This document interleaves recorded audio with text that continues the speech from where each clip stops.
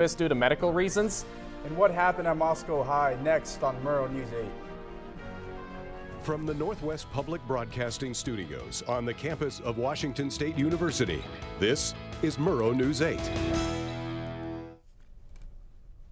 Good evening, I'm Austin Peppers. And I'm Damian Alvarado. Welcome to Murrow News 8. A drive-by shooting that took place in the South Perry district of Spokane left one dead and 2 other people injured. The incident took place at around 6:30 in the morning, and with reports of the suspect escaping in a 2004 light blue Honda Odyssey with a license plate of ASH 3415. If this vehicle is spotted, please call 911 immediately. According to a WSU study, more high school seniors in the U.S. are vaping cannabis in states where it's only legal medically. The study reports that 27% of 12th graders in medical marijuana states are vaping cannabis, opposed to the 19% of 12th graders in recreational legal states. The study also showed that over 50% of high school seniors report having easy access to cannabis carts, and just over 30% saw regular cannabis use as a great risk. Police found Silas Finley, the civil commitment patient who walked out of the Eastern State Hospital Tuesday evening. According to KHQ, Finley walked out of the hospital and boarded a Spokane Transit bus, but was found this morning and taken into police custody this morning. He faces a third-degree escape misdemeanor charge.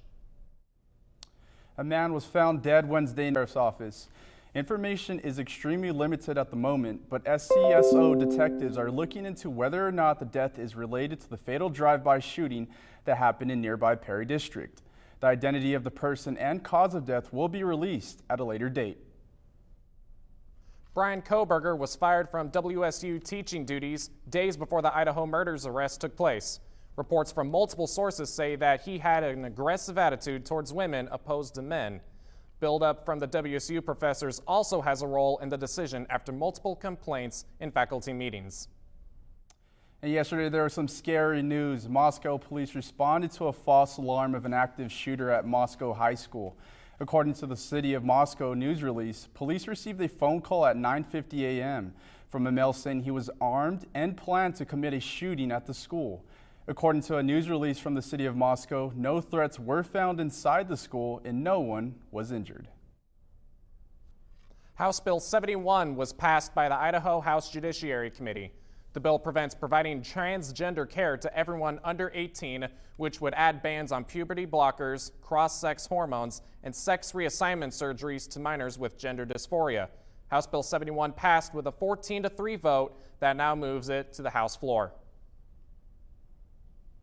Coming up next, where did one of the WSU deans go to? And we're going to be getting a better grocery shopping experience coming up next after the break.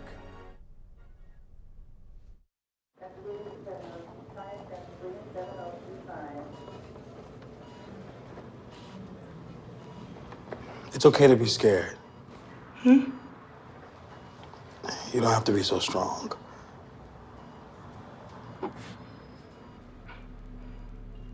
Strength is not optional. This is my mother, my purpose. Real muscle is lifting her spirits between bedpans and bad news from doctors that doubt her strength. Strength is buried in bills, managing meds, and swallowing those moments of, Mom, it's me, your daughter. Remember? My strength is super, but I'm still human, right? Look who's here. There she is. Thanks for your patience. Thank you so much. How you feel? If you're caring for a loved one, visit aarp.org/caregiving for care guides and community, or call 1-877-333-5885. A new grant will help Washington State University's Gray Harbor County. It will help advance its mission to bring digital resources directly to rural tribal communities. With this mission, this brings bigger opportunities to locations where tribal and rural communities come together and work with better resources. WSU's Dean of the Voiland College of Engineering and Agriculture, Mary Rezac, was the guest of U.S. Senator Maria Cantwell at Monday's State of the Union. Rezac's attendance spotlighted the work being done on the federal level to further female engagement in STEM education, according to WSU Insider. Cantwell has been a large part of past education bills to further innovation in the U.S. Ever notice your favorite grocery store got rearranged? Well, this might be strategic. According to WSU Insider, a professor at WSU led a research study that proved changing items makes customers wander more than usual and buy things that aren't on their grocery list. Products can be strategically placed so that what you're looking for is next to something you've been wanting. The store is hoping you will have wandered so long, it seems like a good idea to buy both. Today seemed to be a sunny day in Pullman. Ariel, can we expect to see more of it this week? Yes, Austin. So for the rest of the end of this week, it should be sunny. However, once it gets to the beginning of next week, it should start to cool down again. So going with today's weather, as you can see, we'll have a high of 44, a low of 31, and it should be mostly sunny today. Currently right now it is 41 degrees, and we have 13 miles per hour from the southeast winds. Sunset should be around 5 p.m. tonight. As for tomorrow, the high should be 44 degrees, and it'll be a low of 30 degrees. For tomorrow, the sun should rise at 7:01 a.m. and should set again around 5 p.m. And then for the winds, it should be 8 to 10 miles per hour coming from the south winds. For the Washington State map, for Pullman, it should be, like I said, 44 degrees for the high and 31 for the low. In Olympia, it'll be 51 high and 39 low. Seattle, around the same weather, so it should be kind of warm, starting to warm up on that side. However, it will be there may be a chance of rain for both of them. In Yakima, it should be a high of 46, low of 28, and it will be partly cloudy. As for Tri-Cities, it'll be a high of 49, low of 32, and it should be sunny. For the 5-day forecast, on Friday, tomorrow, it should be a high of 44, low of 30. It's going to be partly cloudy, but throughout the weekend, it should start to get sunny again with a high of 41, low of 28, and then on Sunday, high of 44, low of 35. As for Monday, like I said, it's going to start cooling down a little bit, and there might be a chance of rain, and it's going to be breezy. It should be a high of 46, low of 28, and then Tuesday, it'll get cloudy again. And back to you at the front desk. Thanks, Ariel. Coming up, who is the undisputed GOAT of basketball? And who's going to win the Super Bowl this upcoming Sunday? All this and more coming up next after the break. 1 in 3 adults has pre-diabetes. 1 in 3. That means it could be you, your favorite brother, your other brother, you, your football buddy, your football buddy, you, the boss's boss.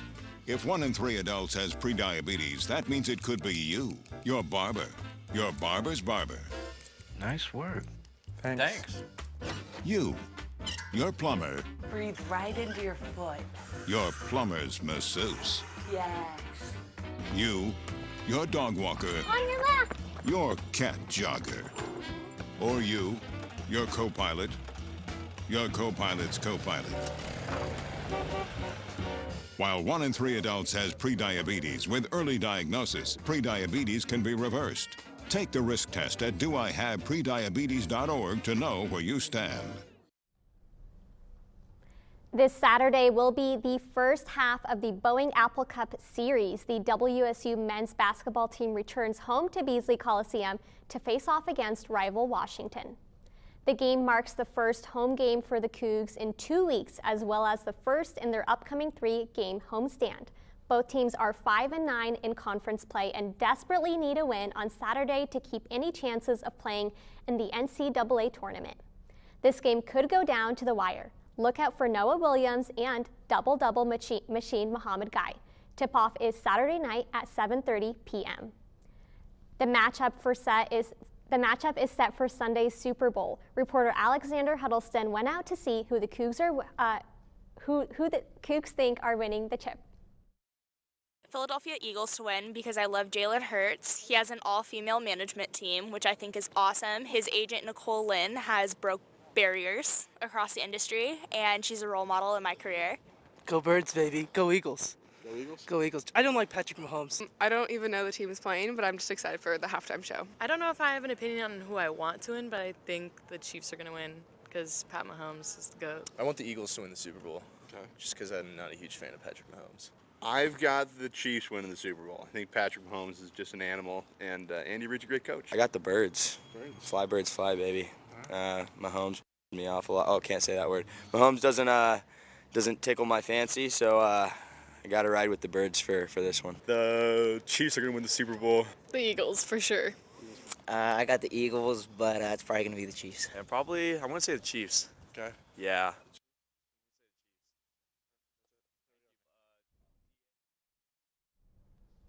Now, a more serious story. USA Today published an investigation into the foundation of former Seattle Seahawks quarterback Russell Wilson.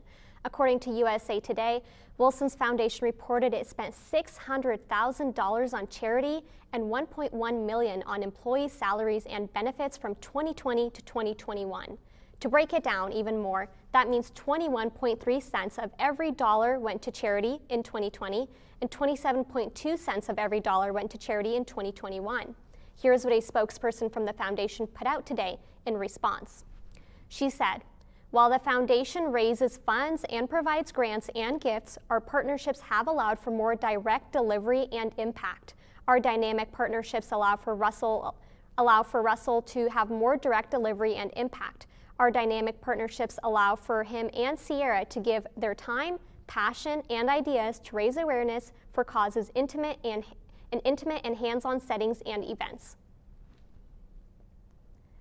Blockbuster trades have been shaking the NBA Western Conference this past week, beginning with Kyrie Irving requesting a trade from the Nets and landing in Dallas earlier in the week, joining European sensation Luka Doncic. Just a few days later, superstar Kevin Durant also requested a trade and now joins Chris Paul and Devin Booker on the Phoenix Suns. Another big trade was Russell Westbrook to the Mavericks and D'Angelo Russell to the Lakers in a three-way trade. The final 24 hours before the trade deadline saw a baffling 16 trades involving 49 players. That's nearly 10% of the league finding a new home team. Thanks, Celine. Before we wrap it up, we got to talk about today being National Pizza Day.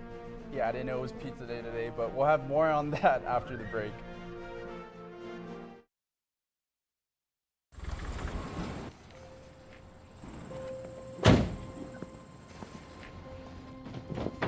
Dad, they took over my bedroom. Come on, come on. Okay, Dad. 1, 2, 3.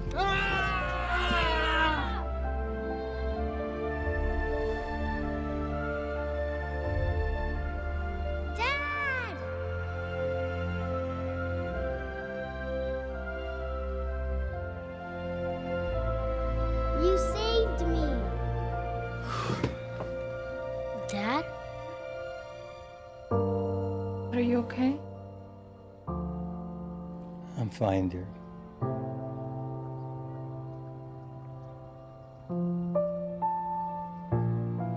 Your hero needs you now, and AARP is here to help. Find the care guides you need at aarp.org/caregiving. So today is National Pizza Day. What are your guys' favorite toppings for pizza? I'm gonna have to go with sausage, pepperoni, Celine. Yeah, that's a hard one. I'm a pineapple pizza girl all the way. No matter what other people say about it, it belongs on pizza, okay? I think I'm more of like a meats person too. I love having like sausage, pepperoni, salami. Good stuff. The whole deluxe, the meats. Yeah, I would say I'm more of a pepperoni kind of sausage guy as well. I also love mushrooms on pizza as well. Oh, me one of my too. go-tos. Me too. Well, thanks for watching. If you missed anything in this or any of our previous newscasts, you can always watch us on our YouTube channel. More news can be found at nwpb.org/MN8, and you can follow us on Facebook and Twitter. Have a good night.